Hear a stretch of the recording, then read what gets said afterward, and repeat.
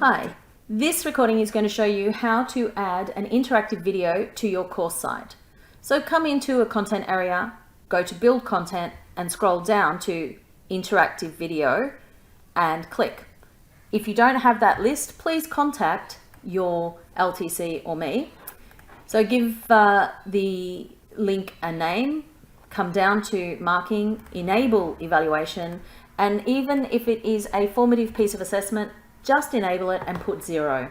Once the submission has been created, click into interactive video and the LTI link will launch between Blackboard and FeedbackFruits. Down in the left-hand corner is where you can get help directly from FeedbackFruits. There is an instruction video and also a Get Started tab. Click in. Now, the first thing you need to do is choose a video. And while that is uploading and processing, you'll notice help and chat. If you've got any other resources, there will be a copy of those there. Once the video has uploaded, you can see that you can change the file if you've uploaded the incorrect one. And while this is processing, you can go in and start doing your settings. But let's go in right now and open the video and add the questions. So I'm just making sure my speaker is off. You'll notice that we've got this little red dot and a plus sign. So this is where you click to add a question or a discussion thread. So you can ask a couple of questions. You can either ask multiple choice or open question, and you type your question here and you can add your answers here. If you need more answers, just click there. And you can see that you can delete and add more information should you desire. You can see here, you can make sure that students actually answer that question before they can move on. And if you want them to be able to choose multiple answers, click here. Then finish. Now I'm just going to move the little bubble along and just show you what it's like with regards to a discussion thread.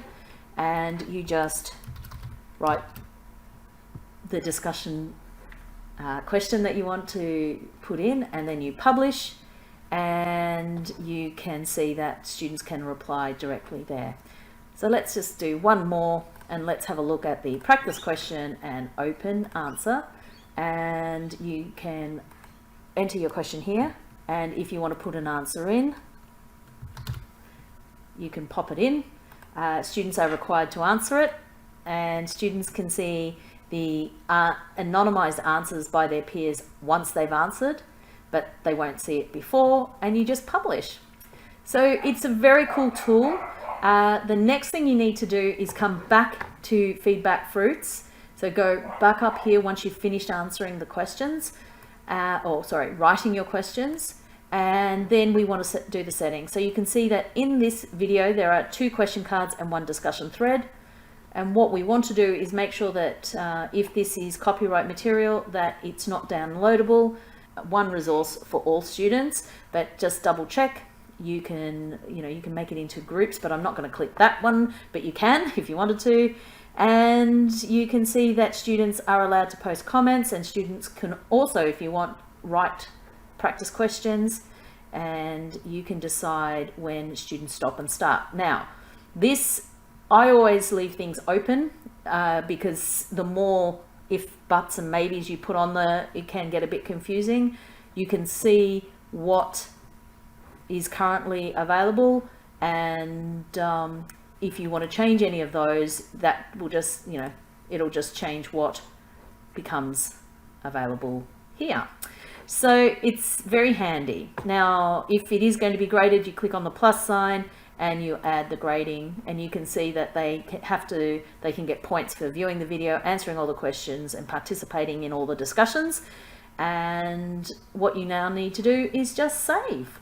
Once saved, if you need to make any edits, click on the 3 dots and press edit. Have fun, and if you've got any questions, contact myself or an LTC. Bye for now.